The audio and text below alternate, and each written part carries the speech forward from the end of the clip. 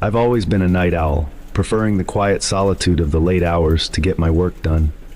My house was an old, two-story building that had been in my family for generations. It had its quirks, creaky floors, drafty windows, and an old basement that I rarely visited. The basement door was at the end of a long hallway on the first floor, and it was always locked. One night, as I was working late in my home office, I heard a noise coming from downstairs. It was faint, like a low, rhythmic thumping. At first, I thought it was the pipes, but as I listened more closely, I realized it was coming from the basement. Curiosity got the better of me, and I decided to check it out. I grabbed a flashlight and made my way down the dark hallway. The house was silent, except for the sound of my footsteps on the old wooden floor. When I reached the basement door, I noticed something strange. The lock was undone. My heart started to race. I was sure I had locked it earlier. I hesitated for a moment, then slowly opened the door. The stairs leading down were steep and narrow, and the air was cold and damp. I shone the flashlight down into the darkness, but the light barely penetrated the gloom. As I descended the stairs, the thumping grew louder, more distinct. It was coming from the far corner of the basement. My hands trembled as I reached the bottom, the cold concrete floor sending chills up my spine. I followed the sound to an old wooden cabinet that had been in the basement for as long as I could remember. The thumping was coming from inside. I hesitated, my mind racing with possibilities. Was it an animal? But then why was the door locked, and who or what had unlocked it? Taking a deep breath, I opened the cabinet door. Inside there was nothing, just empty shelves and a few old boxes. But the thumping continued, even louder now, echoing through the room. It wasn't coming from the cabinet. It was coming from behind the wall. I stepped back, my flashlight trembling in my hand. The wall in front of me was made of old, crumbling bricks, and there was a faint outline of something, a door maybe, that had been bricked up long ago. The thumping was coming from behind that wall as if something, or someone, was trying to get out. Panic set in, and I ran back up the stairs, slamming the basement door behind me. I locked it and leaned against the door, my heart pounding in my chest. The thumping continued for a few more minutes, then stopped suddenly, leaving an eerie silence in its wake. I didn't sleep at all that night. The next day, I called a contractor to come and seal off the basement door. I didn't care what was behind that wall, I just wanted to make sure it stayed there. I moved out of that house a few months later, but I still think about the basement, about what might be hidden behind those old bricks, waiting to be found. When I was in college, my friends and I used to take road trips on the weekends, exploring different parts of the state. One weekend, we decided to check out an old, forgotten road that a friend had heard about. It was supposed to be haunted, but we were all skeptics and thought it would be fun to see for ourselves. The road was off the beaten path, surrounded by dense woods. It was narrow and winding, with no streetlights and barely any signs of civilization.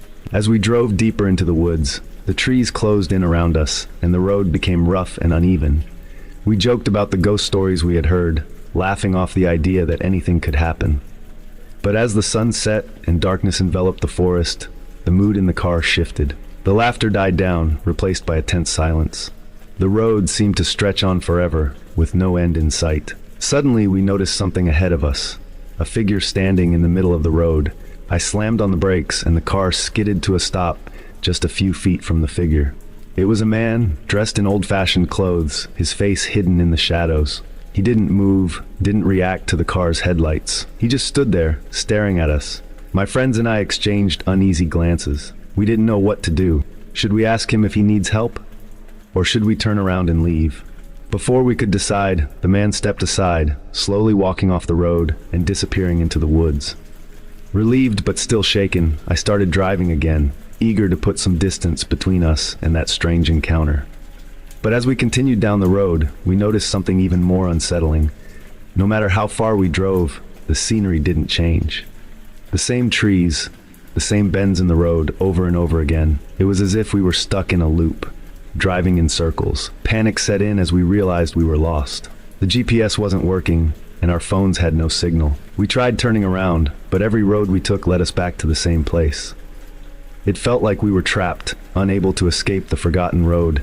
After what felt like hours, we finally saw a break in the trees, a small rundown gas station. We pulled in, hoping to find someone who could help us.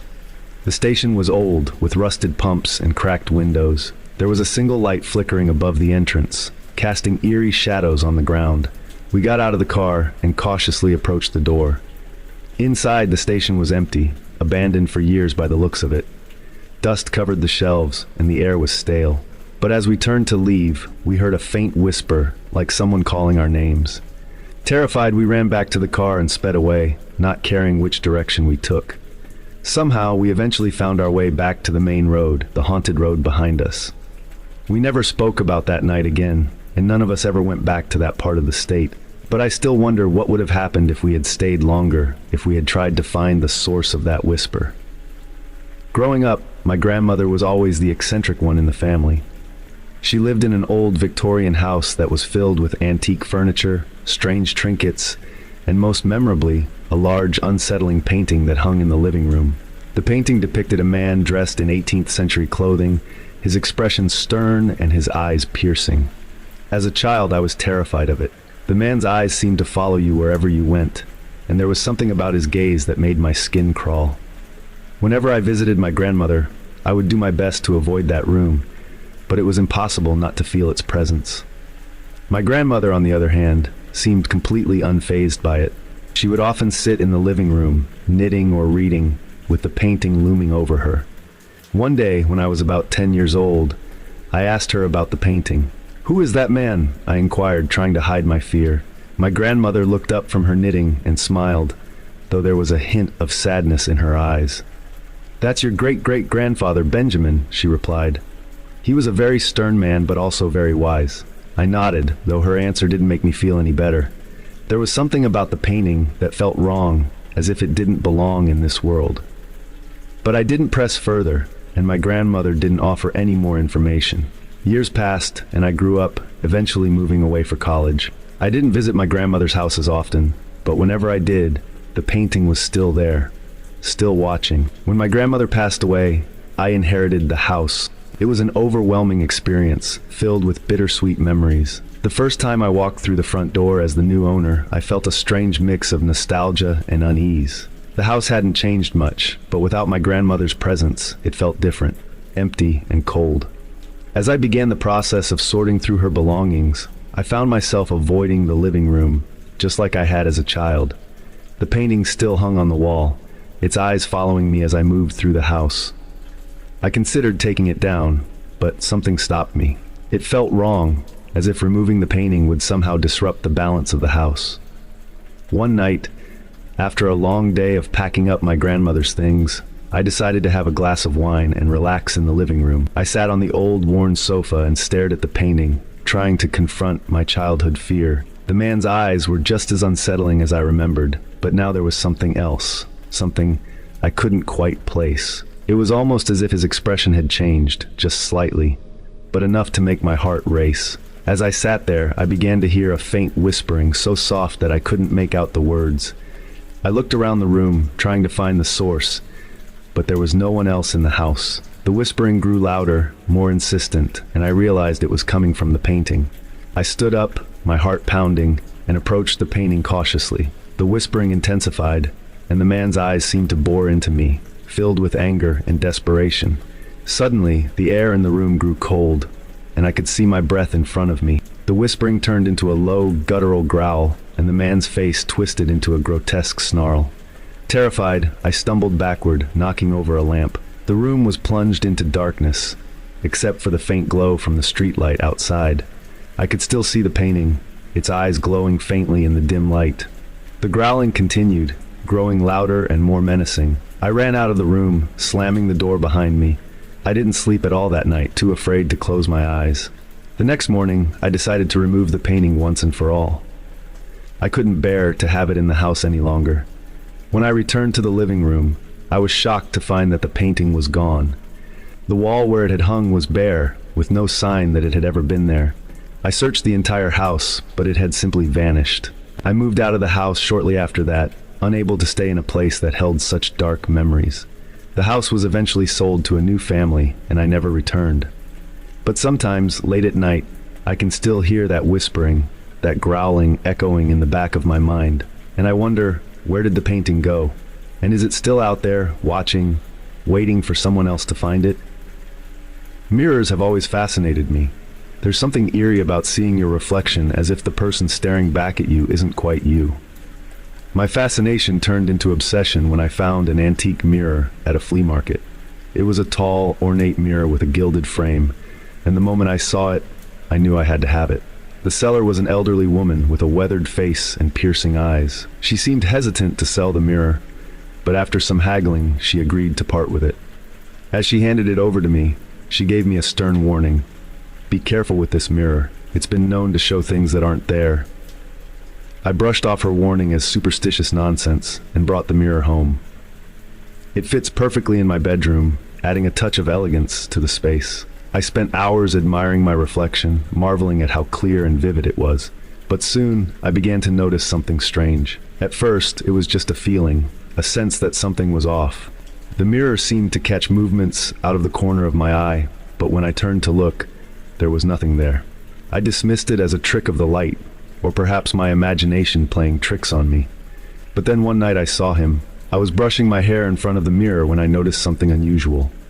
My reflection was normal, but in the background, there was a figure standing just behind me. I froze, my heart racing. The figure was a man, tall and thin, with hollow eyes and a gaunt face. He was dressed in tattered clothes, and his skin was pale, almost gray. I spun around, expecting to see the man standing in my room, but there was no one there. When I looked back in the mirror, the figure was gone. I tried to convince myself that it was a trick of the light, that I was just tired and seeing things. But deep down, I knew it was real. Over the next few days, the man appeared more frequently. Sometimes he would stand behind me, his empty eyes staring at me through the mirror. Other times, he would be off to the side, watching me from a distance. I began to feel his presence even when I wasn't looking at the mirror, a cold, oppressive weight that filled the room. I tried to avoid the mirror, but it was impossible. Every time I entered my bedroom, I felt drawn to it, compelled to look. The man's appearances became more frequent, more menacing. He started to move closer, his face twisted into a sneer. I could feel his breath on my neck, his cold fingers brushing against my skin. Desperate, I decided to get rid of the mirror. I called a friend to help me move it out of the house, but when we tried to lift it, it wouldn't budge. It was as if the mirror was rooted to the spot, refusing to be moved. That night, I had a nightmare. The man in the mirror was no longer just a reflection. He was real, standing at the foot of my bed. He reached out to me, his cold, bony hand closing around my throat. I woke up gasping for air, drenched in sweat. I knew I had to do something. I couldn't live with the mirror any longer. In a moment of desperation, I grabbed a hammer and smashed the mirror to pieces. The glass shattered, and for a brief moment, I felt relief. But then, as I looked down at the shattered pieces, I saw him again. His reflection was in every shard, 1,000 tiny images of his sneering face staring back at me. I moved out of that house the next day, leaving the broken mirror behind. But the man in the mirror hasn't left me. I see him everywhere, in windows, in reflections on water, in the glint of a shiny surface. He's always there, watching, waiting. I don't know if I'll ever be free of him. But one thing's for sure, I'll never look into a mirror the same way again. When my parents decided to buy a house in the countryside, I was skeptical. I had grown up in the city, surrounded by noise and people, and the idea of moving to a quiet, isolated place didn't appeal to me. But my parents were adamant that it would be a good change, a fresh start. The house they chose was an old farmhouse on the outskirts of a small town called Cedar Ridge. It was a large, 2-story building with a wraparound porch and a lot of land. The house had been vacant for years, and it showed. There were cobwebs in every corner, the floors creaked with every step, and the air was thick with dust. From the moment we moved in, I felt uneasy. The house was too quiet, too still. At night, the silence was oppressive, broken only by the occasional creak of the floorboards or the rustle of the trees outside. I tried to ignore the feeling, chalking it up to the unfamiliar surroundings. But then, strange things started to happen. It began with small things. Doors that would open on their own, lights flickering for no apparent reason, and cold spots in certain parts of the house. My parents brushed it off as the house settling or electrical issues, but I knew something was wrong. One night, I was lying in bed when I heard a soft whispering. At first, I thought it was the wind, but as I listened closer, I realized it was coming from inside the house. The whispers were faint, just on the edge of hearing, and I couldn't make out the words. They seemed to be coming from the walls themselves, as if the house was alive. Terrified, I pulled the covers over my head and tried to block out the sound. But the whispers grew louder, more insistent, until it felt like they were right in my ear. I didn't sleep at all that night, and the next morning I told my parents about what I had heard. They were concerned, but they didn't seem to take me seriously. My father suggested that I was just stressed from the move, and that my mind was playing tricks on me. But I knew what I had heard, and I wasn't imagining it. The next few weeks were a blur of sleepless nights and strange occurrences. I would hear footsteps in the hallway when no one was there, see shadows moving out of the corner of my eye, and feel a constant, oppressive presence that I couldn't shake. One night, things came to a head. I was in my room, trying to focus on my homework, when I heard the whispers again. This time, they were louder, more distinct. I could make out words, my name, repeated over and over as if the house was calling to me. Terrified, I ran to my parents' room, but when I opened the door, I found them fast asleep. The whispers were still there, surrounding me, growing louder and more insistent.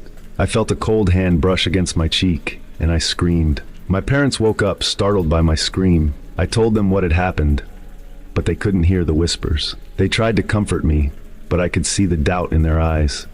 They didn't believe me. That night, I refused to sleep in my room. I stayed in the living room, curled up on the couch with all the lights on. The whispers eventually faded, but the fear remained. The next morning, I did some research on the house. I found out that it had a dark history. There had been several deaths in the house over the years, including a murder-suicide that had taken place in the very room that was now my bedroom. The more I read, the more I realized that the house was haunted and that the spirits were trying to communicate with me.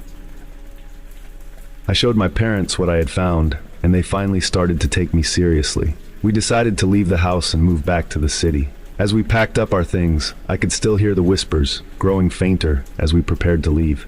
We never looked back after we left Cedar Ridge, but I still think about that house sometimes. I wonder if the spirits are still there, trapped in the walls, waiting for the next family to move in. And I wonder if they ever found peace, or if they're still whispering, still calling out for someone to hear them. I've been a trucker for close to 15 years, and in that time, I've seen things on the road that most people wouldn't believe. The endless highways, the long nights, the isolation, it all messes with your head after a while. But there's one night I'll never forget, no matter how hard I try. A night where the road showed me something I wish I had never seen. It was late November, and I was driving through New Mexico on a long-haul trip from Dallas to Los Angeles. The sky was black as ink, and the only light came from my high beams cutting through the desert night. There wasn't a soul in sight, just miles of empty road ahead and behind. That kind of isolation, where you feel like you're the last person left in the world, always gave me the creeps, but it was part of the job. I was about 200 miles from the next major town when the fatigue hit. I'd been driving for nearly 10 hours straight, and my eyes were starting to blur from staring at the road for so long. I knew I needed to stop soon before I dozed off behind the wheel. Thankfully, I spotted a rest stop sign up ahead. It wasn't much, just a little pull-off with a few picnic tables and a bathroom, but it would do. I figured I'd park, grab a quick nap, and then get back on the road. The rest stop was deserted, as I expected. I pulled my rig into the lot and parked under one of the street lights, the dim yellow bulb flickering faintly. Something about the place felt off right away. Maybe it was the eerie quiet or the fact that there were no other cars around, but I couldn't shake this sense of unease. Still, exhaustion won out over paranoia, and I reclined my seat, closing my eyes. I must have been asleep for about 20 minutes when I was startled awake by a loud bang. It sounded like something had hit the side of my truck. My heart was racing as I sat up, groggy and disoriented. I listened for a moment, hoping it was just a piece of debris blown by the wind. But then I heard it again, a heavy, deliberate thump against the back of my trailer. Adrenaline kicked in, and I grabbed the flashlight I kept in the cab. Stepping out into the cold desert air, I shined the beam along the length of my truck, but there was nothing there. No one hiding, no sign of an animal, nothing that could have made that noise. I walked around to the back of the trailer, and that's when I saw it. On the rear door of the trailer were 3 deep scratches, each one several feet long and carved into the metal as though some massive animal had raked its claws across it. My blood ran cold as I stared at the marks. They weren't there when I pulled into the lot. There was no way I could have missed something like that. I quickly scanned the area with my flashlight, but all I could see were the empty picnic tables and the small, grimy bathroom building off in the distance. The wind had picked up, whistling through the desert brush, but otherwise, it was dead silent. Trying to convince myself it was just some freak accident, I climbed back into the cab, locked the doors, and told myself I'd get the scratches checked out when I reached Los Angeles. I reclined my seat again, though this time, sleep didn't come so easily. Every little sound had me on edge. The wind outside, the creak of the trailer, each noise seemed magnified in the stillness of the night. Just as I was starting to drift off again, there was another bang, this time louder, more forceful, like something or someone was pounding on the side of my trailer. My eyes shot open, and I sat bolt upright, my heart hammering in my chest. I reached for my flashlight, but before I could even grab it, I saw something in the side mirror, a figure standing at the back of the truck. At first I thought it was just a person, maybe a hitchhiker or a drifter, but then I noticed the way it stood, too tall, too thin, with limbs that seemed unnaturally long. I turned in my seat to get a better look, but by the time I did, the figure was gone. My hands were shaking as I fumbled for my phone, considering whether to call the police. But what was I gonna say? That I saw something weird at a rest stop in the middle of the desert? They'd laugh me off the phone. Still, I couldn't just sit there. I started the engine, deciding I'd rather risk driving tired than stay another second in that lot. As I pulled out of the rest stop, the headlights illuminated the road ahead, but something caught my eye in the rearview mirror. Movement. I glanced back and saw the figure again, standing in the middle of the lot, watching me as I drove away. It didn't chase after me, didn't try to follow. It just stood there, motionless, like a statue. My foot hit the gas, and I sped down the highway, not stopping until I reached the next town nearly 2 hours later. I pulled into a truck stop, parked under the brightest light I could find, and sat there for a long time, just trying to calm my nerves. The scratches on the trailer were still there, a grim reminder that whatever I saw, whatever had been at that rest stop, was real. The next morning, I checked out of the truck stop and headed straight to a mechanic to get the scratches looked at. The guy took one look at them and shook his head. "You hit something big out there?" he asked. "No," I said, my voice a little shaky. "I didn't hit anything." He didn't believe me. "These look like claw marks, but I've never seen anything like it on a truck. Could be some kind of wild animal out in the desert, but it would have to be one hell of a beast to do this." I didn't argue. I didn't tell him what I'd seen. What would be the point? He'd think I was crazy. I finished the trip to Los Angeles without any more incidents, but that rest stop has haunted me ever since. I've passed through New Mexico several times since that night, but I've never gone near mile marker 237 again. Every time I drive through that stretch of desert, I feel like something is watching me from the darkness, waiting for me to stop. The highway can be a lonely, unforgiving place, and there are things out there that defy explanation. Maybe it was just my imagination, or maybe something was lurking at that rest stop, something that marks the trucks of those who dare to stop there. All I know is that I'll never stop at mile marker 237 again. Hospitals have always made me uneasy. There's something about the sterile smell of antiseptic, the dim, fluorescent lighting that flickers just enough to notice, and the silence that stretches across the long, empty corridors late at night. I've never been a superstitious person, but after what happened during my overnight shift at St. Mary's Hospital, I can't help but think that some places are haunted by more than just bad memories. I work as a night shift nurse, which, let me tell you, isn't for the faint of heart. You get used to the isolation pretty quickly, and after a while you start to find comfort in the monotony of the quiet hours. But on this particular night, everything felt off.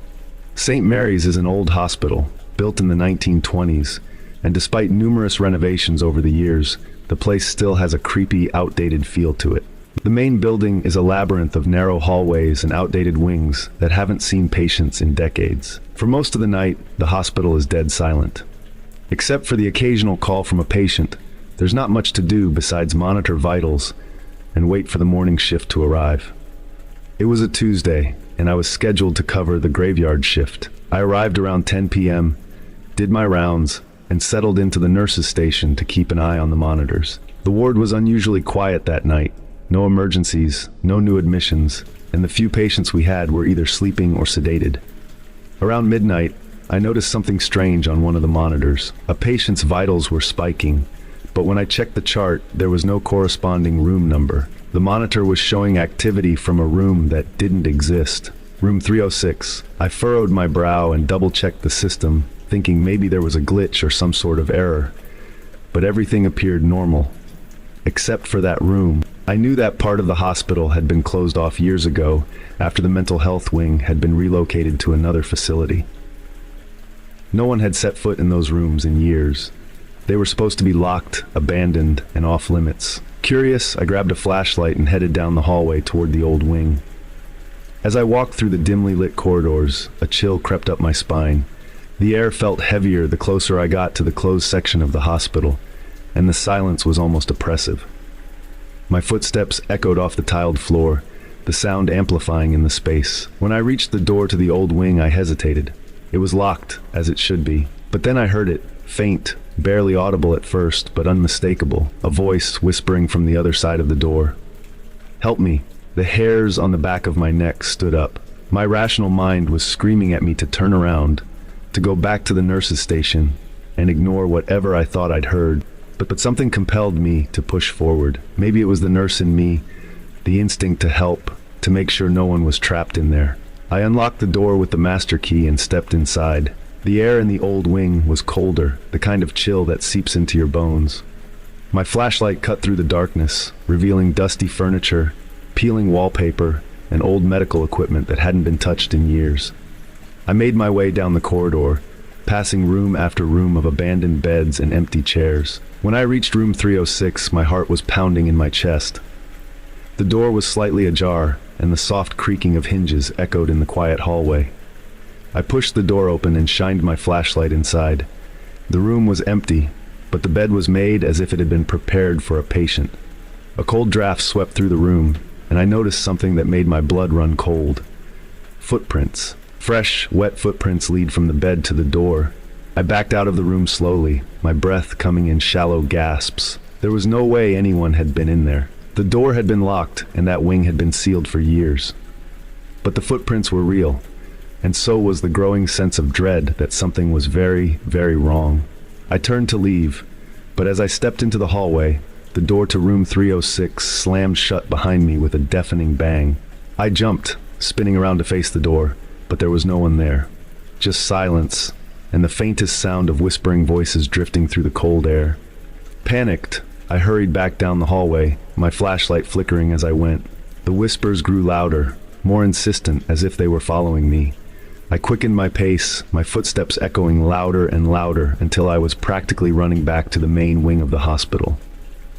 When I finally reached the nurse's station, I slammed the door behind me, my heart racing. I sat down, trying to catch my breath, and checked the monitor again. The vitals for room 306 had flatlined. I stared at the screen, my mind racing. There was no patient in that room. There couldn't be, and yet I had seen the footprints and heard the voices. Something had been in there with me, something that shouldn't have existed. The rest of the night was a blur. I sat at the nurse's station, too scared to leave, waiting for the morning shift to arrive. When they did, I didn't say a word about what had happened. Who would believe me? It would sound like the ramblings of a sleep-deprived nurse, or worse, a sign I was losing it.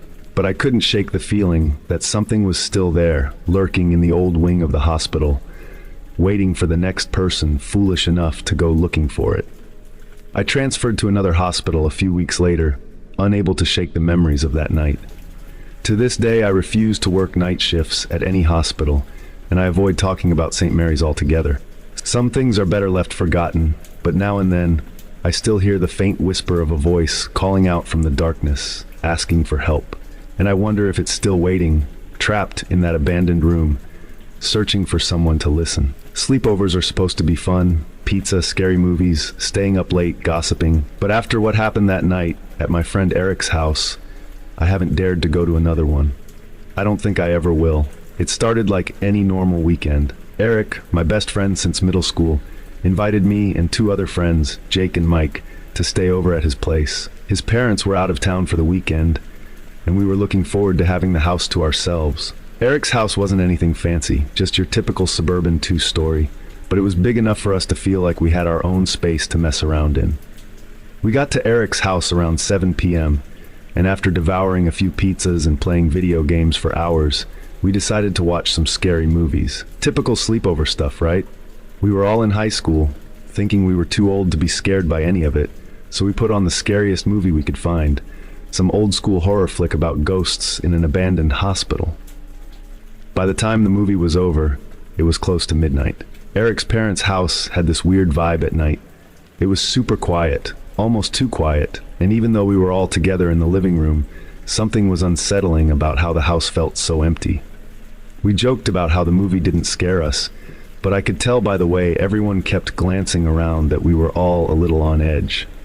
After the movie, we decided to explore the house. Eric mentioned his parents' place had a pretty big attic, and none of us had ever been up there before.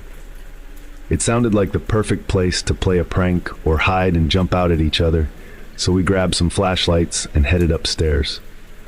Eric pulled down the attic stairs, and a musty, stale smell wafted down from above. "Come on," he said, grinning. "Let's see what kind of creepy stuff my parents keep up here."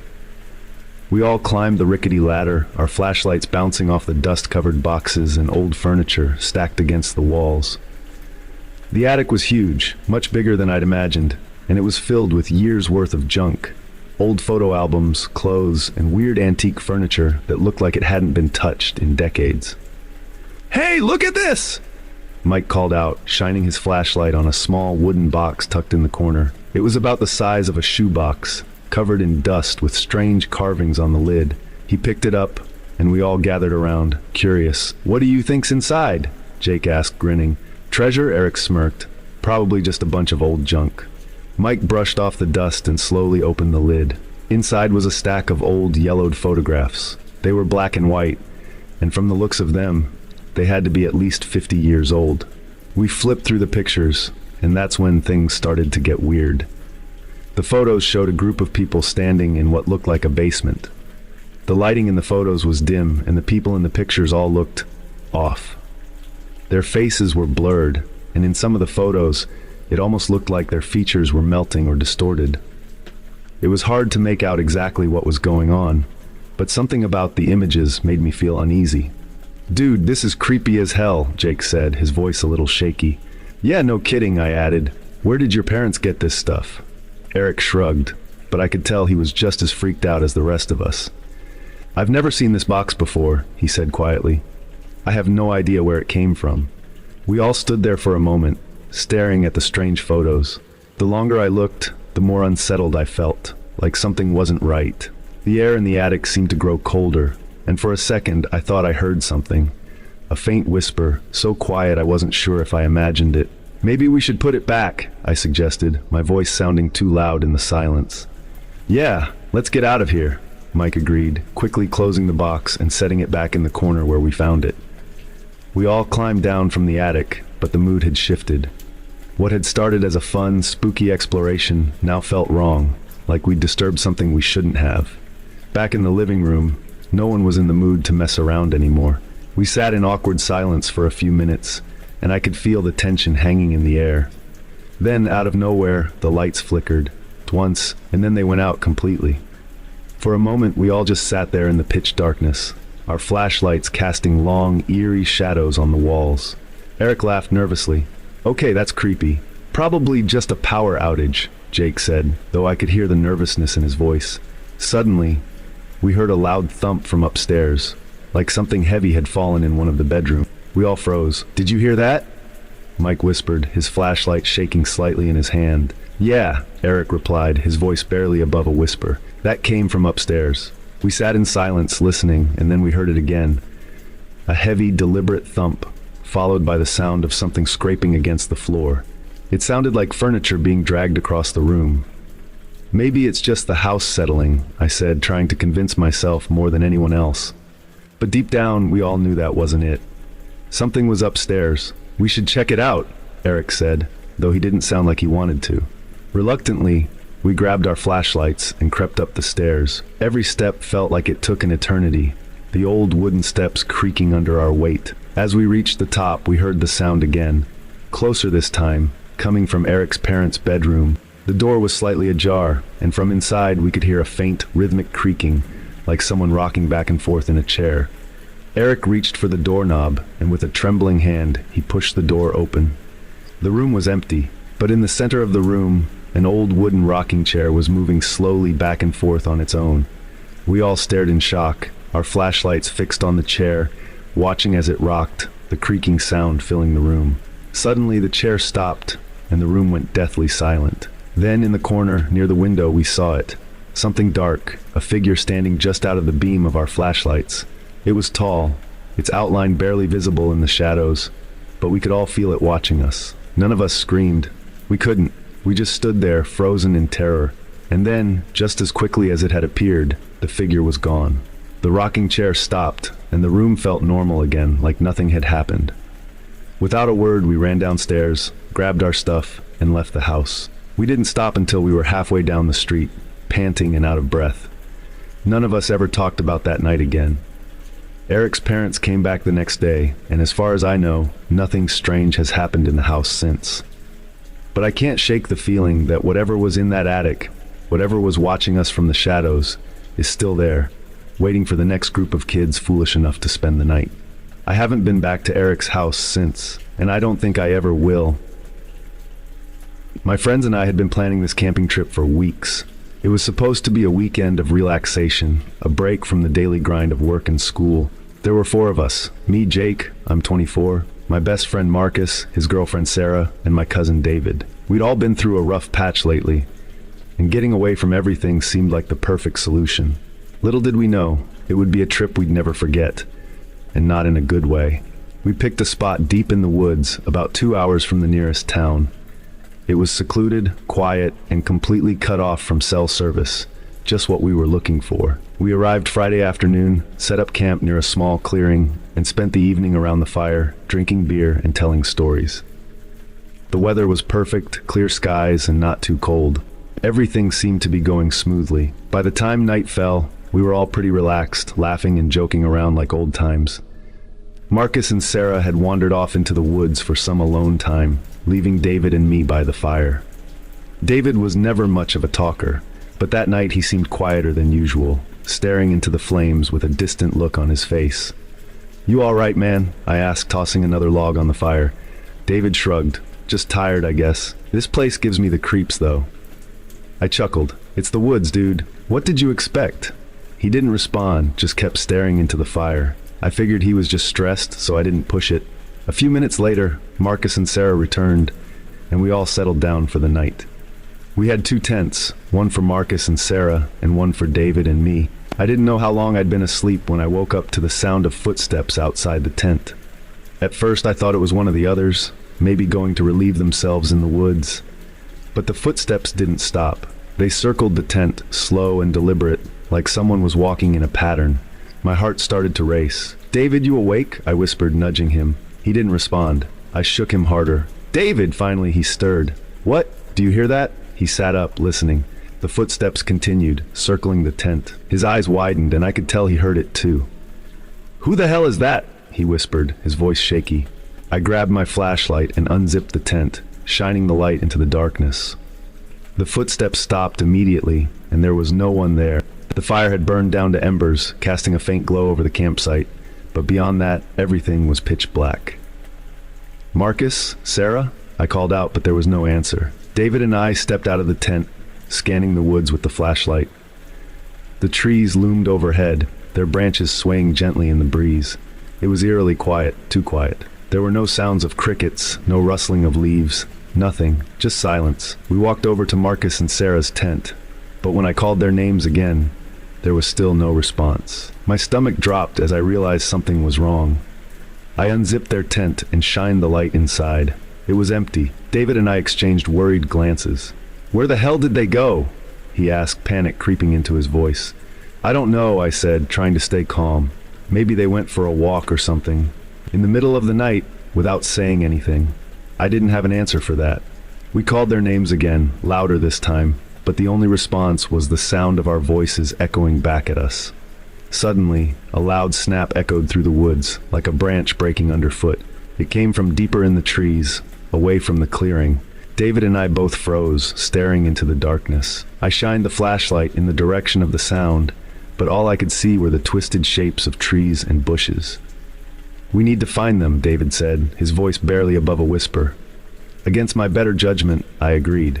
We grabbed our jackets and headed into the woods, following the direction of the sound. The deeper we went, the more unnerved I felt.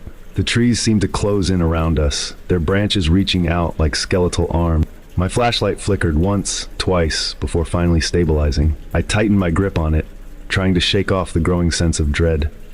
As we walked, I couldn't shake the feeling that we were being watched.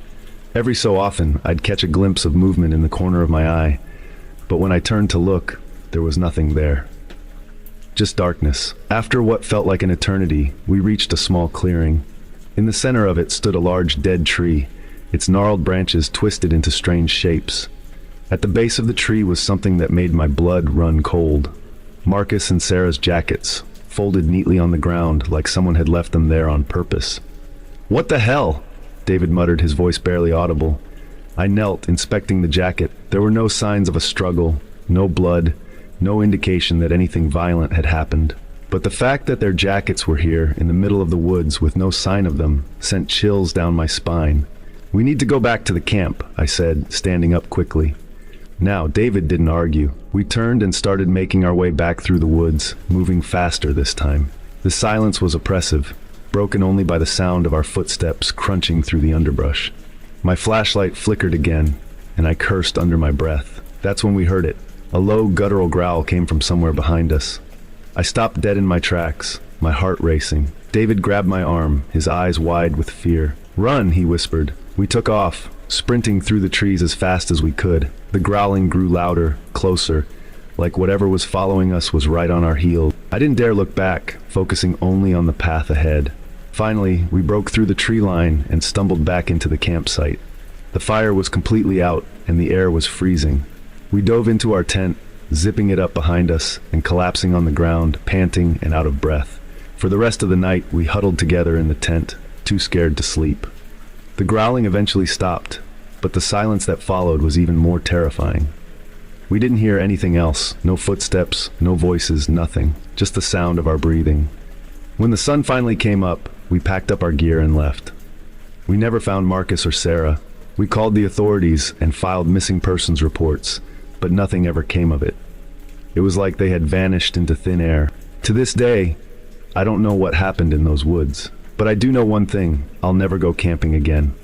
Whatever was out there that night, it wasn't human. And I'm not sticking around to find out what it was. I've been driving long-haul trucks for over a decade, and in all those years, I've picked up a handful of hitchhikers. Most are just people down on their luck, looking to get to the next town or city. But after what happened that night, I swore I'd never pick up another stranger again. It was early November, and I was on a cross-country run, driving through some of the more isolated back roads of Nebraska. The roads out there stretched for miles, cutting through empty farmland and open plains with barely any signs of civilization. The kind of place where you could go for hours without seeing another car. It was late, probably around 11 p.m., and I was getting tired. I had planned to pull over soon, but I wanted to make it another 30 miles to a rest stop. My eyes were heavy, and the monotony of the road was starting to get to me. That's when I saw him. He was standing on the side of the road, just past a bend, holding out his thumb. The guy looked rough, unkempt, dirty clothes, maybe in his mid-30s, with a scraggly beard and dark circles under his eyes. He didn't have any bags with him, which I thought was odd, but I figured he must have been walking for a while.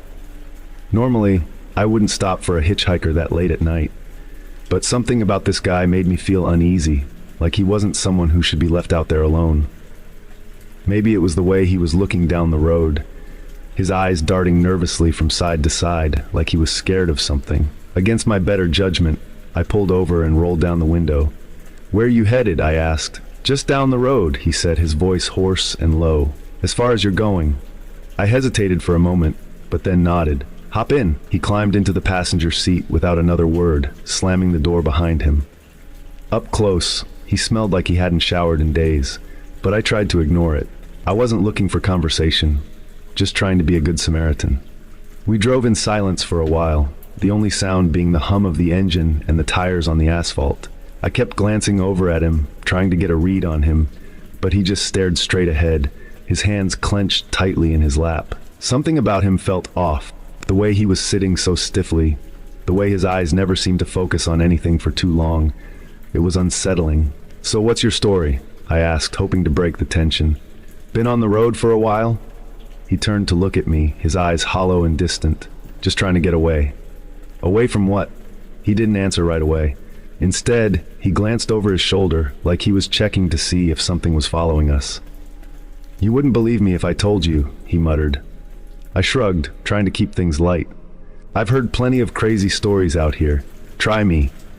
He let out a bitter laugh, but it was more of a nervous chuckle than anything else. "There's something out here. It's been following me for days." I glanced at him, unsure if he was messing with me or if he was serious. "What do you mean something? Like an animal?" He shook his head. "No, not an animal. It's..." He trailed off, his hands gripping the edge of the seat so tightly that his knuckles were white. "It's hard to explain. It's not human, but it looks like one. It can look like anyone." I felt a chill run down my spine. This guy wasn't just some weary traveler, he was paranoid, maybe even delusional. I started to regret picking him up, but I figured I could drop him off at the next town and be done with it. "Okay, man," I said, trying to sound calm. "Let's just get you where you need to go. There's a rest stop up ahead." He didn't respond. Instead, he kept looking over his shoulder, his breathing getting faster. "It's close," he whispered. "It always finds me." I was about to tell him to relax, but before I could say anything, the headlights of another vehicle appeared in my rearview mirror. It was coming up fast, too fast for a road this empty. I checked the speedometer and realized I was already doing 60, but the car behind us was gaining quickly. "Is that it?" the hitchhiker asked, his voice shaking. "Is that it?" I didn't answer. My heart was pounding in my chest as the car sped up, getting closer and closer. I couldn't see the driver, just the blinding glare of the headlights. But something about the way it was moving didn't feel right. It was erratic, swerving slightly from side to side, like whoever was behind the wheel wasn't fully in control. Without thinking, I pressed down on the gas, trying to put some distance between us. But the car matched my speed, staying right behind me, its headlights flashing erratically. "What the hell?" I muttered under my breath. "It's here," the hitchhiker said, his voice barely audible. "It's here." All I wanted was to get away from that car. I floored the gas pedal, pushing the truck to its limits. The engine roared as we sped down the road, but no matter how fast I went, the car stayed right behind us. And then, just as suddenly as it had appeared, the car veered off the road and disappeared into the darkness. I let out a breath I didn't realize I'd been holding, my hands shaking as I gripped the steering wheel. "What the hell was that?" I asked, my voice shaky. The hitchhiker didn't answer. He was staring out the window, his face pale and his eyes wide with fear. "We need to stop," I said. "There's a rest stop up ahead. We'll be safe there." He shook his head violently. "No, it'll follow us. It always follows." I didn't argue with him. I just kept driving, my eyes darting to the rearview mirror every few seconds, half expecting to see those headlights again. We finally reached the rest stop about 15 minutes later. It was a small, rundown place, just a couple of vending machines and a dingy bathroom. But it was better than nothing. I pulled into the parking lot and killed the engine, my hands still trembling. "We'll stay here for a while," I said, trying to sound reassuring. "We'll be safe." The hitchhiker didn't move. He just sat there, staring straight ahead, his face a mask of fear. I got out of the truck, stretching my legs and trying to shake off the adrenaline. The night was eerily quiet, the only sound being the distant hum of the highway. And then, out of the corner of my eye, I saw it. A figure, standing at the edge of the parking lot, just barely visible in the dim light. It was tall, with broad shoulders, and its face was hidden in shadow. But something about the way it stood there, perfectly still, sent a shiver down my spine. I turned to the hitchhiker, but he was already out of the truck, staring at the figure with wide eyes. "That's it," he whispered. "That's the thing that's been following me." I felt my stomach drop. "We need to go," I said, my voice barely above a whisper. "Now." But before we could move, the figure took a step forward, and as it did, the lights in the rest stop flickered and went out, plunging us into darkness. And then I heard it. A low, guttural growl comes from the direction of the figure. We didn't stick around to see what happened next. We jumped back into the truck and peeled out of the parking lot, the figure disappearing into the rearview mirror as we sped away. I dropped the hitchhiker off at the nearest town and didn't look back. To this day, I don't know what that thing was, and I don't want to know. All I know is that it's still out there, somewhere, waiting. And I'll never pick up another hitchhiker again. I've always been a creature of habit. Every day, After finishing my shift at the downtown office, I'd take the same route home, stop by the same coffee shop for a cup of decaf, and walk the same quiet suburban streets to my small apartment. It was comforting to know that I could rely on these simple routines to keep my life grounded. But what started as just another day in the monotony of my life turned into a night that would shatter my sense of security forever. It all began on a Thursday evening. I remember it clearly because I was more tired than usual. A major project deadline had kept me at the office longer than I liked, and by the time I left, the sun had already set, and the streets were bathed in the yellow glow of streetlights. I stopped at the coffee shop as usual, grabbed my cup, and began the 15-minute walk home. The neighborhood was quiet, as it always was at that hour. The occasional car would pass by, but other than that, it was just me and the sound of my footsteps echoing off the pavement. It was one of those crisp autumn nights where the air had a bite to it, but not enough to be uncomfortable. I was halfway home when I first noticed it, a feeling that I was being watched. I glanced over my shoulder and saw a man standing on the opposite side of the street, a good 50 feet behind me. He was just standing there, still as a statue, his face obscured by the shadow of a tree. I didn't think much of it at first. Maybe he was just a neighbor. Maybe someone waiting for a bus. I tried to shrug off the unease that was beginning to creep up on me and continued walking. But the feeling didn't go away. It grew stronger with every step. I could feel his eyes on me, the hairs on the back of my neck standing on end. When I reached the end of the block, I glanced back again. He was still there, but this time he had moved closer, still standing on the opposite side of the street, still watching. My heart rate quickened. I picked up the pace, my footsteps quickening against the pavement.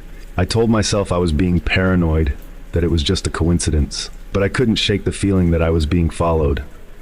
The coffee in my hand suddenly felt heavy and unimportant, so I tossed it in a trash can as I hurried along. I made it to my building, fumbled with my keys for what felt like an eternity, and finally pushed through the front door. The warmth of the lobby was a small comfort, but I couldn't bring myself to relax until I was safely inside my apartment. The deadbolt clicked firmly into place. I dropped my bag on the couch and went straight to the window, carefully peering through the blinds. The street outside was empty, as it usually was this late. No sign of the man. I told myself I had overreacted, that it was probably nothing. But even as I tried to convince myself, I couldn't shake the uneasy feeling that had settled in my gut. I forced myself to unwind, turned on the TV, and tried to push the whole thing out of my mind. After an hour or so, I started to feel foolish for getting so worked up over nothing. But just as I was beginning to relax, there was a knock on my door. I froze, my heart skipping a beat. It was almost 10 p.m. Not a time anyone would usually be knocking on my door. I muted the TV, straining to listen, but whoever it was didn't knock again. I approached the door cautiously, not wanting to make a sound, and looked through the peephole. There was no one there. I stood there for what felt like an eternity, my eye pressed to the peephole, scanning the hallway. But it was empty, just like the street outside. My hands were shaking as I slowly backed away from the door, my mind racing. Maybe it was a prank. Maybe a neighbor had the wrong door, but I couldn't shake the feeling that something was wrong. I decided to call it a night, even though sleep was the furthest thing from my mind. I double-checked the locks on my windows, made sure the deadbolt was secure, and finally climbed into bed. But no matter how hard I tried, I couldn't fall asleep. Every little noise, the creak of the floorboards, the hum of the refrigerator, made me jump. I must have drifted off at some point because the next thing I knew, I was waking up to the sound of my phone buzzing on the nightstand. It was 2 a.m. and I had an alert from my home security app. It was a new system I'd installed a few months ago after a series of break-ins in the neighborhood. The app had a feature that would notify me if the camera by my front door detected any movement. With trembling hands, I opened the app and watched the footage. At first, it was just the empty hallway, the door to my apartment in view. The footage was time-stamped from just a few minutes earlier. Then, out of nowhere, a shadowy figure appeared at the edge of the screen, just out of the camera's range. It was as if they were deliberately staying out of view, only partially visible. They stood there for a few seconds, not moving, just watching my door. Then, as quickly as they had appeared, they were gone. I sat up in bed, my heart pounding in my chest. It was him. It had to be, the man who had followed me.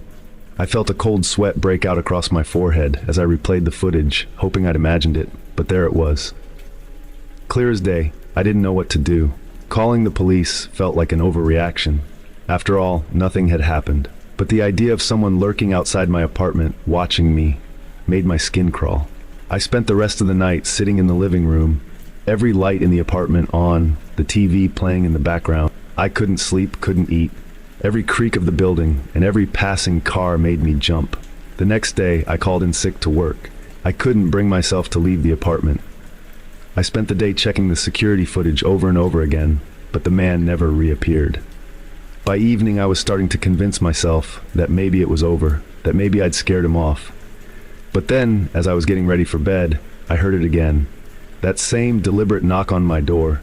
This time I didn't go to the door. I didn't look through the peephole. I didn't want to know what was out there.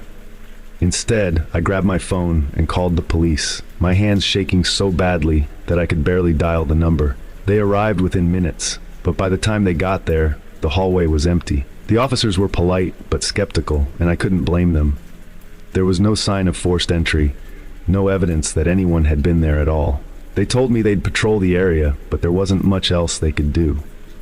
I spent the next few days in a state of constant fear, jumping at every little noise.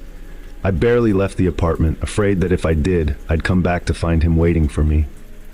But as the days turned into weeks and there were no more knocks on the door, no more alerts from the security camera, I started to relax. Maybe it was just some random creep, I told myself. Maybe he'd moved on to someone else. But deep down, I knew I'd never feel safe in my own home again. Even now, months later, I can't shake the feeling that he's still out there, watching, waiting. And every time I hear a knock on the door, I freeze, my heart racing, wondering if it's him, coming back to finish what he started. It was from a neighborhood I wasn't familiar with, on the outskirts of town, close to where the suburban sprawl started to turn into woods and farmland. The address was odd, 346 Harlan Road, and the app's GPS struggled to pinpoint it. But the tip was huge, like the person knew it would be a hassle to find.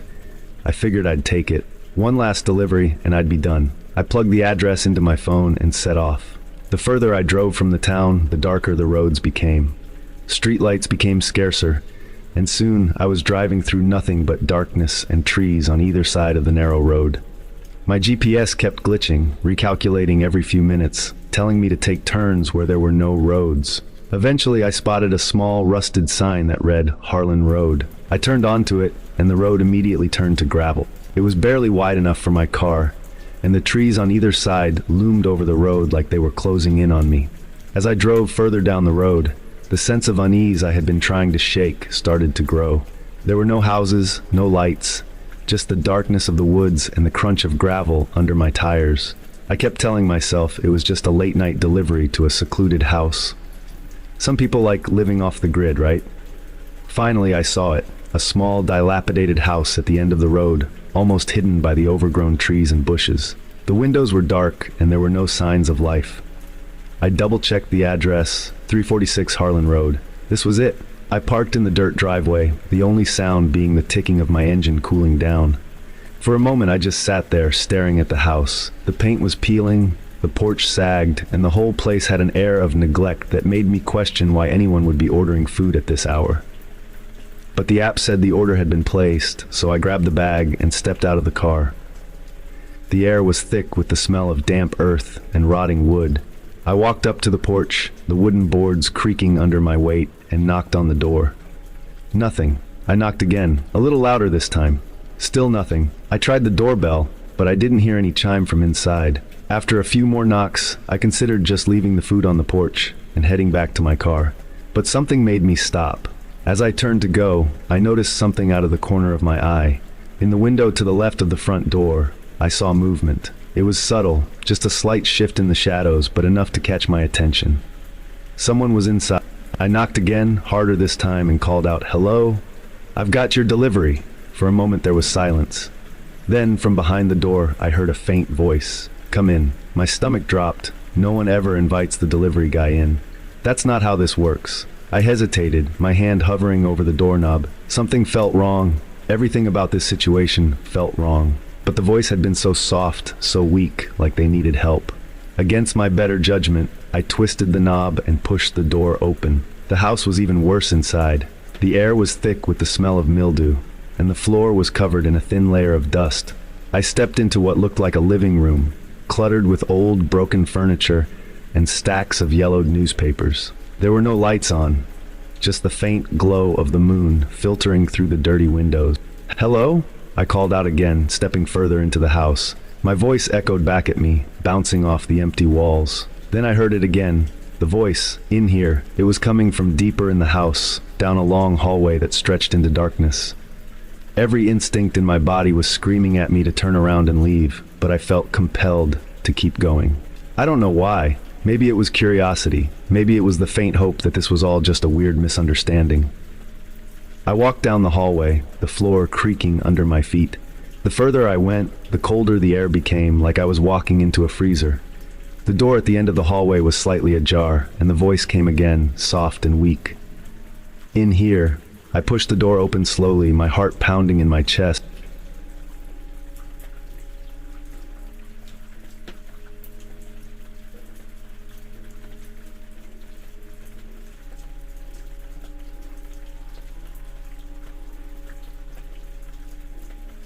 The room was dark, but as my eyes adjusted, I saw it. A figure sitting in an old rocking chair in the corner of the room. It was a woman, or at least it looked like a woman. She was thin, almost skeletal, her hair long and matted, her face pale and gaunt. For a moment I just stood there, frozen in place. She didn't move. She didn't speak. She just stared at me with hollow, sunken eyes. I have your food," I stammered, holding out the bag. She didn't respond. She didn't even blink. She just sat there, staring at me, her eyes locked on mine. I took a step back, the unease growing into full-blown terror. "I'll just leave it here," I said, setting the bag down on a small table near the door. As I turned to leave, I heard the sound of the rocking chair creaking behind me. I glanced over my shoulder and saw the woman still staring at me, but now she was smiling. Her lips curled into a wide, unnatural grin, and her eyes gleamed with something that wasn't human. I bolted out of the room, down the hallway, and out the front door.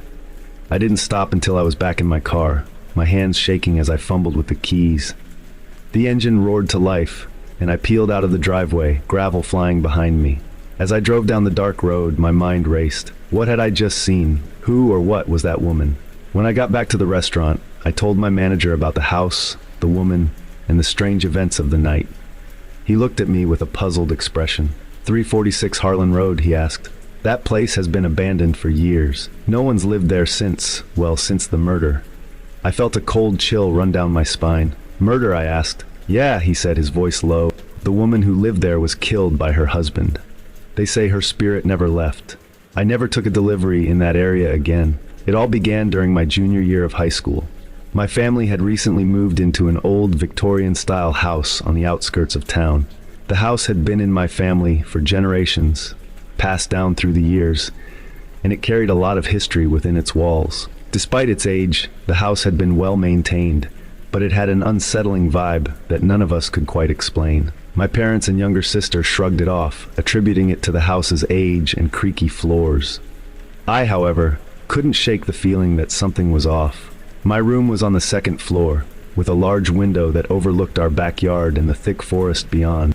I liked having my desk near the window, because the view was calming, especially when I needed to focus on my schoolwork. Most nights, I would sit there with the blinds open, letting the moonlight spill into the room as I studied or worked on assignments. One night, as I was burning the midnight oil for a history project, something happened that I still can't fully explain. It was around 12:30 a.m., and I was deep into my work, completely absorbed in the task at hand. The house was silent, with my family already fast asleep. The only sounds were the occasional creak of the floorboards and the distant rustling of the wind through the trees outside. I decided to take a break, leaning back in my chair and stretching. My eyes drifted to the window, and for a moment I just stared out into the darkness, letting my mind wander. But then I noticed something strange. A face. It was staring at me through the window, from the second floor. I froze, my breath catching in my throat. The face was pale, almost ghostly, and its eyes were wide open, staring directly at me. I couldn't move, couldn't look away. The face didn't seem angry or threatening, just blank. It was as if it was observing me, studying me. I tried to rationalize it, thinking it had to be a trick of the light or my imagination. But the more I stared, the more real it seemed. I blinked hard, hoping it would disappear when I opened my eyes again. But it didn't. It was still there, staring at me with those unblinking eyes. Panic set in, and I scrambled out of my chair, backing away from the window. I wanted to scream, but the sound caught in my throat. Instead, I bolted out of my room and down the hall to my parents' bedroom. I woke them up, my words tumbling out in a frantic rush as I tried to explain what I had seen. My dad, still half asleep, grabbed a flashlight and headed downstairs to check the backyard. My mom stayed with me, trying to calm me down, but I could tell she was skeptical. After what felt like an eternity, my dad returned, saying he hadn't found anything outside. No signs of anyone being there, no footprints in the dirt, nothing. They both tried to reassure me that it was probably just a dream, that I had been half asleep and imagined the whole thing. But I knew what I saw. That face was real and it was watching me. For the rest of the night, I stayed in my parents' room, too terrified to go back to my own. The next morning, I checked the window, hoping to find some evidence that would prove I wasn't going crazy. But there was nothing. No fingerprints, no smudges, nothing. My parents suggested it was just a case of nerves, that maybe I was stressed about school and my mind had played tricks on me. But deep down, I knew it wasn't that simple. From that night on, I refused to leave my blinds open after dark. The thought of that face returning, of it watching me from the darkness, was enough to send chills down my spine. I never saw it again, but the memory of that night still haunts me. Even now, years later, I can't sit near a window at night without feeling that same sense of dread, as if something might be lurking just beyond the glass, waiting for me to look out again. It was a cold winter evening when I moved into my first apartment. The place was nothing special, just a small one-bedroom unit in an older building on the edge of the city. The rent was cheap, and the location was convenient, close enough to my job and the grocery store. I was excited to finally have a place of my own, even if it wasn't much to look at. The first few weeks were uneventful. I spent most of my time unpacking and getting settled, enjoying the freedom of living alone. The apartment had a cozy feel to it, despite the worn carpet and outdated fixtures. The neighbors kept to themselves, and the building was mostly quiet, which suited me just fine. One night, after a long day at work, I came home, made myself a quick dinner, and settled on the couch to watch some TV. The wind was howling outside, and I could hear the occasional creak of the building as it settled. It was the perfect night to just relax and unwind. Before I knew it, I had dozed off, the TV still playing in the background. I was jolted awake by a loud noise, a creaking sound like someone slowly opening a door. My heart skipped a beat as I realized it was coming from my front door. I sat up, my pulse racing, and listened intently. The apartment was silent, except for the faint hum of the TV. I glanced at the clock. It was just after midnight. I slowly got up and walked towards the door, my footsteps barely making a sound on the carpet. I half expected to see someone standing there, but when I rounded the corner, the door was closed.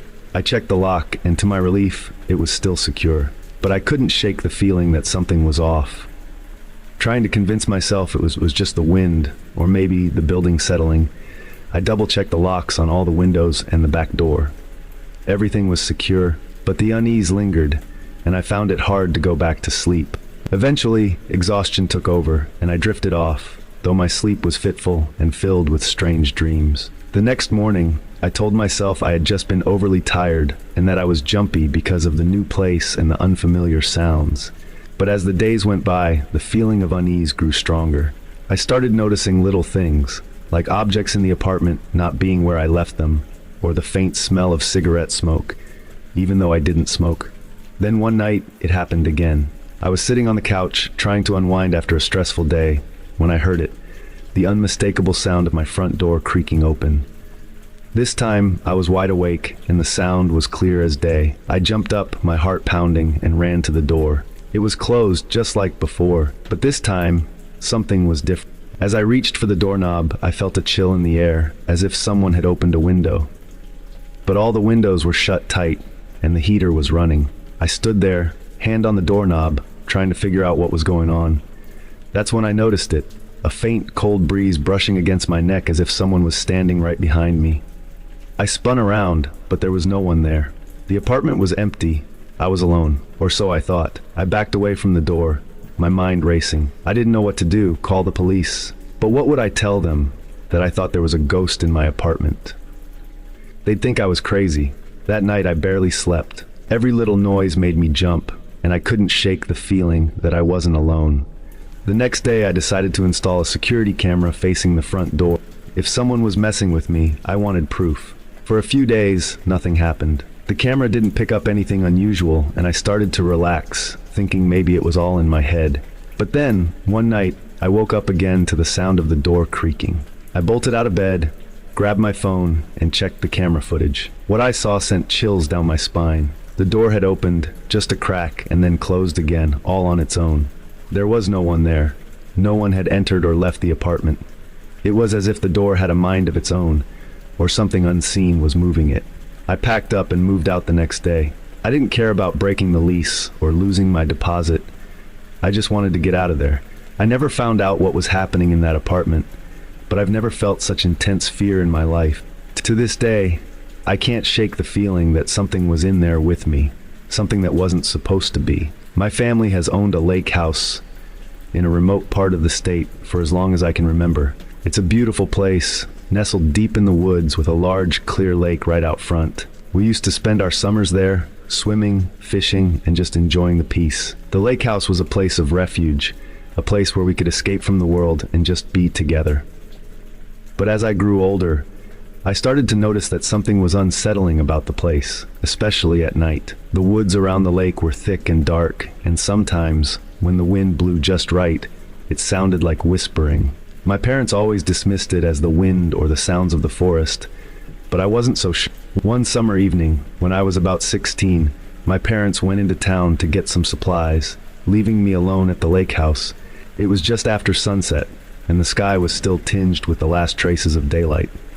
I decided to take a walk along the shore, enjoying the solitude and the cool breeze coming off the water. As I walked, I noticed something unusual in the lake, a figure standing still in the water just a few feet from the shore. At first, I thought it was a tree branch or maybe a trick of the light, but as I got closer, I realized it was a woman. She was standing waist deep in the water, her back to me, her long hair flowing down her back.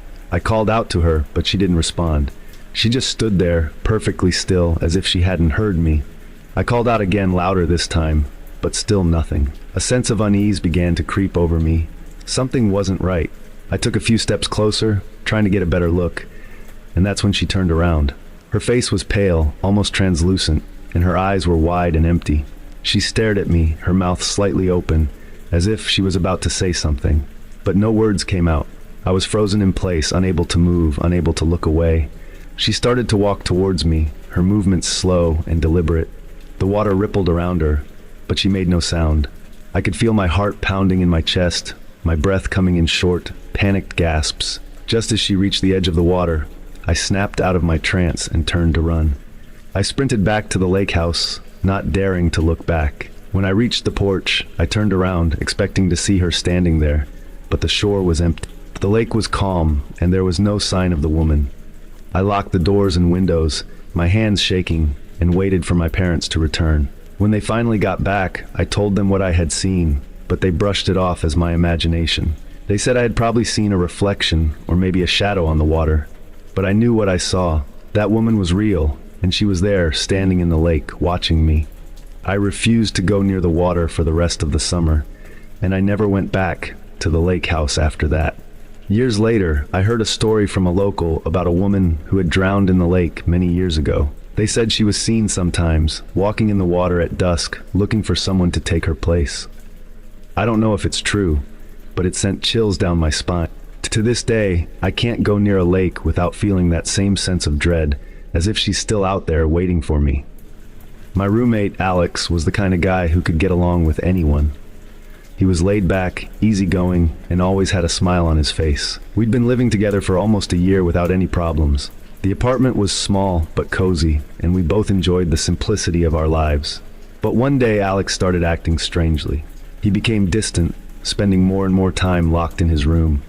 At first, I thought he might be going through something personal, so I gave him space. But as days turned into weeks, I couldn't ignore the change. He stopped joining me for meals, barely spoke to me, and always seemed on edge. One night, I heard strange noises coming from his room, whispers like he was talking to someone.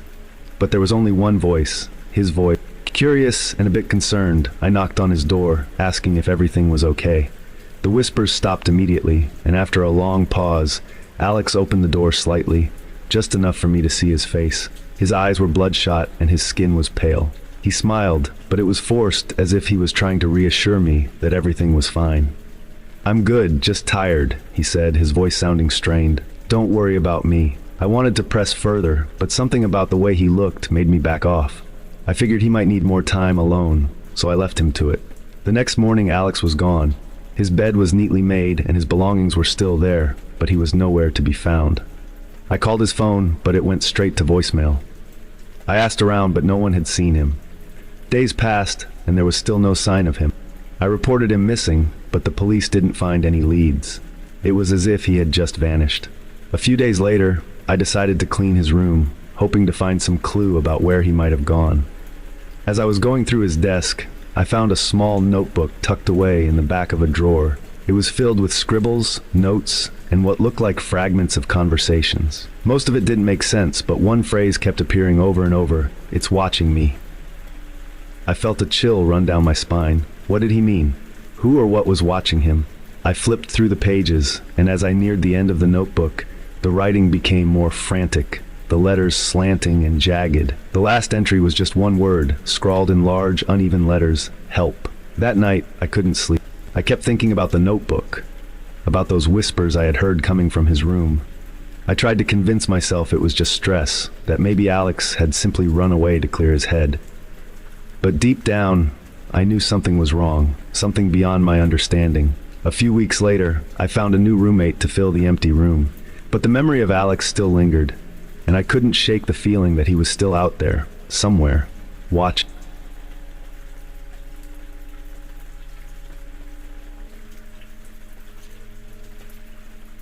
I've always loved having the house to myself. My parents would go out of town now and then, and I'd get the freedom to blast music, eat junk food, and relax without anyone bothering me. I'm 19, still living at home while attending college, so having a weekend alone in the house was like a mini vacation for me. This particular weekend, my parents were going on a trip to visit some relatives. It was mid-October, the perfect time to cozy up in bed with a scary movie and enjoy the peace. They left on Friday morning, and I had the whole house to myself until Sunday evening. Everything seemed fine at first.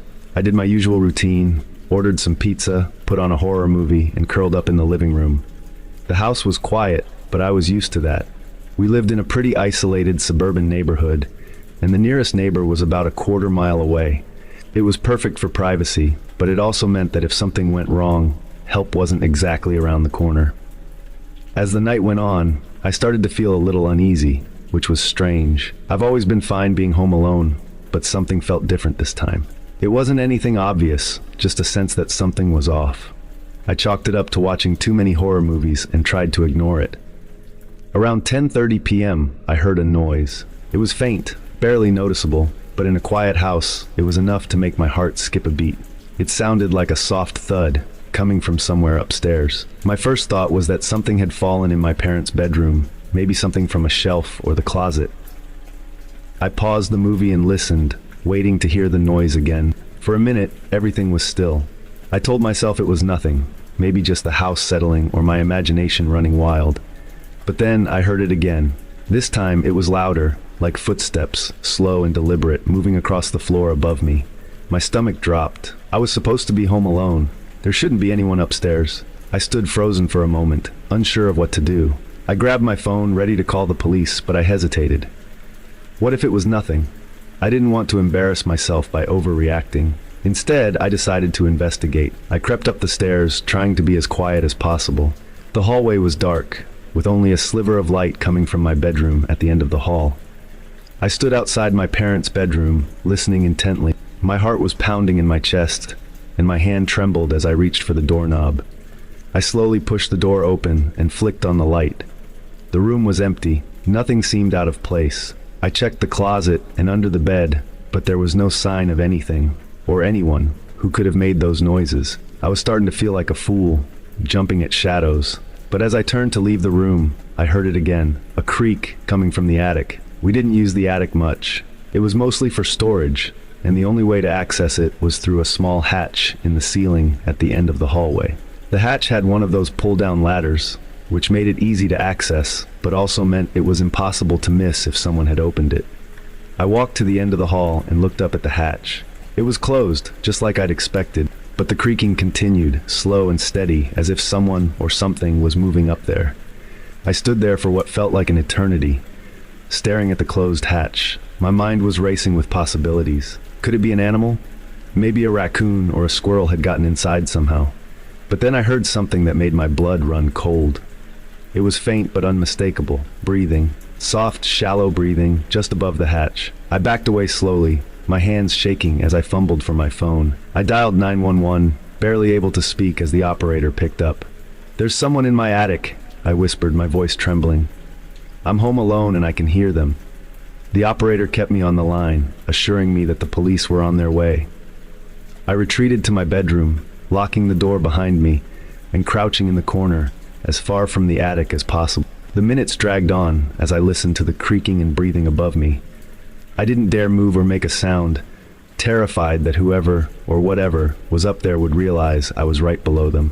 Finally, I heard the sound of sirens in the distance. Relief washed over me as I heard the police pull into the driveway. I stayed on the phone with the operator as I listened to the officers enter the house, calling out to announce their presence. It wasn't long before they found the hatch to the attic. I heard one of the officers pull down the ladder and climb up. There was a moment of silence, then a shout. "Clear!" the officer called out, his voice echoing through the house. I slowly opened my bedroom door and stepped out into the hallway. The officers were standing by the hatch, their flashlights trained on the empty attic. "There's no one up there," one of the officers said, his brow furrowed in confusion. "Are you sure you heard something?" I nodded, my hands still shaking. I heard footsteps and breathing. It was right above me. The officers exchanged glances before one of them offered to check the house and yard, just to be safe. They spent the next half hour searching every inch of the property, but they didn't find anything. No signs of forced entry, no footprints outside, nothing. Eventually, they left, reassuring me that it was probably just my imagination. But I knew what I'd heard. Those noises, that breathing, it was real. That night I barely slept. Every creak of the house sent a wave of fear through me, and I kept my phone clutched in my hand, ready to dial 911 again at the slightest sound. When my parents returned the next day, I told them everything. They were sympathetic but skeptical, chalking it up to stress or a vivid nightmare. But I know what I heard. Someone or something was in that house with me that night. I haven't stayed home alone since. And every time I walk past the hatch to the attic, I get that same uneasy feeling, like I'm being watched. Maybe it's just paranoia, or maybe whatever was up there that night is still watching, waiting for the next time I'm alone. Being a cop in a small town isn't exactly the high adrenaline job you see on TV. Most nights it's quiet, too quiet. You end up driving around in your cruiser, patrolling the same few streets over and over, occasionally breaking the monotony by pulling over a speeder or checking in on a local bar. But for the most part, it's uneventful. That's why when something strange happens, it sticks with you. My name's Officer Jake Carter, and I've been with the department for about 7 years now. I've seen my share of weird stuff, drunks, fights, the occasional domestic disturbance, but nothing like what happened that night. I'm still not sure how to explain it, and I try not to think about it too much. But sometimes when I'm out on patrol, the memory creeps back in. It started like any other night. I was working the graveyard shift, just me and a couple of other officers spread out across town. It was early December, cold enough that the streets were empty by 9 p.m., and everyone huddled up in their homes trying to stay warm. I was about halfway through my shift, driving along the outskirts of town where the houses thin out and the trees get thicker. That part of town always gave me the creeps. Long stretches of road with no streetlights, just darkness and the occasional flicker of a porch light in the distance. Around 2 a.m., I got a call over the radio. "Officer Carter, we've got a 1016 at 217 Willow Creek Road. Possible disturbance, neighbors reported hearing screams." A disturbance at that hour wasn't uncommon, but what caught my attention was the location. Willow Creek Road was way out of the way, practically in the middle of the woods. I'd driven past that house a few times before, and I always thought it looked abandoned. An old, run-down farmhouse with peeling paint and overgrown grass. No one lived there, at least as far as I knew. I acknowledged the call and headed toward Willow Creek. The road leading there was winding and narrow, lined with dense trees on either side. The deeper I drove, the more isolated I felt, like I was leaving civilization behind. The headlights of my cruiser barely cut through the fog that had started to roll in, and the silence was oppressive. When I finally pulled up to the house, I killed the engine and took a moment to look around. The house was as I remembered it, old, decaying, and surrounded by thick woods. But there was something off. The air felt heavy, like something was watching me from the shadows. I grabbed my flashlight and stepped out of the car, the gravel crunching under my boots. As I approached the house, I noticed that the front door was slightly ajar. I shined my light inside, but all I could see was darkness. I called out, identifying myself as a police officer, but there was no response. The hairs on the back of my neck stood up. Something didn't feel right. I hesitated for a moment, then stepped inside. The air inside the house was stale, like it hadn't been lived in for years. My flashlight beam swept across the room, revealing broken furniture, peeling wallpaper, and dust everywhere. It was clear that no one had lived there for a long time. But then I heard it, a faint sound, like someone breathing. I froze, listening intently. It was coming from upstairs. I radioed in my position and cautiously made my way up the stairs. Each step creaked under my weight, the sound echoing through the empty house. When I reached the top of the stairs, I found myself in a long hallway with several closed doors. The breathing was louder now, coming from behind the door at the end of the hall. I approached the door, my heart pounding in my chest. My hand was trembling as I reached for the doorknob. Slowly, I turned it and pushed the door open. The room was empty, but the breathing continued, louder now, like it was right next to me. I swung my flashlight around, searching for the source, but there was nothing there. Then, without warning, the door slammed shut behind me. I spun around, my flashlight flickering as I tried to open the door. It wouldn't budge. Panic started to set in as I pounded on the door, yelling for help, but my radio crackled with static. I was trapped. Suddenly, the room grew colder, and the breathing stopped. For a moment, there was only silence. Then I heard a voice, barely a whisper, but clear enough to send a chill down my spine. Leave. I didn't need to be told twice. I threw myself against the door, and after what felt like an eternity, it finally gave way. I bolted down the stairs, not daring to look back, and sprinted to my cruiser. I fumbled with the keys, my hands shaking, but I finally got the engine started and tore out of there, my heart racing. When I got back to the station, I filed a report, but I left out the part about the voice. Who would believe me? The other officers chalked it up to a false alarm or a prank, but I knew better. Something was in that house, something that didn't want me there. A few days later, I did some digging. It turns out that the house on Willow Creek had a history. Back in the 1970s, a family lived there, a mother, a father, and their young son. One night, the father snapped and killed his wife and son before hanging himself in the attic. The house had been abandoned ever since. I haven't been back to Willow Creek Road since that night, and I don't plan on it. There are some places you just don't mess with, and that house is one of them. Whatever's in there, it's better left alone. But sometimes, late at night when I'm out on patrol, I can still hear that voice in the back of my mind, telling me to leave. And believe me, I'll never forget to listen. Working the midnight shift at a gas station is rarely anyone's dream job. It's quiet and lonely, and the hours seem to stretch on forever. I never thought I'd end up doing it, but the pay was decent, and it gave me time to work on my college assignments in the downtime. So when I got hired to cover the overnight shift at a 24-hour gas station just outside of town, I figured it would be easy money. It wasn't the busiest place, but there was always a steady flow of late-night drivers and truckers passing through. Most nights were uneventful. I'd sit behind the counter, stocking shelves, sipping coffee, and occasionally ringing someone up. But one night, everything changed. It was a night that made me question ever working at that station again. It started like any other shift. I arrived at 10 p.m., relieved the guy working before me, and settled in for the long haul.